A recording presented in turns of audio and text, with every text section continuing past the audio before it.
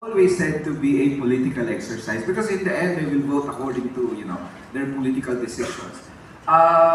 That may be true as many believe, but ako I've always insisted during those many impeachment trials, it is a political exercise but anchored on basic standards of justice to demand accountability. Because impeachment is an accountability mechanism.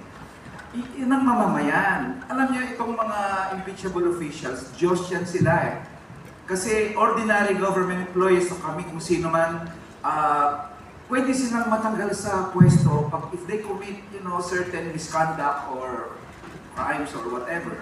Pero itong impeachable officials, hindi sila ma-remove from office eh, unless they are convicted in an impeachment. Kaya marami sa kanila namimihasan na magnakaw kasi hindi naman kami ma-remove eh. So Diyos sila. And this is the only accountability mechanism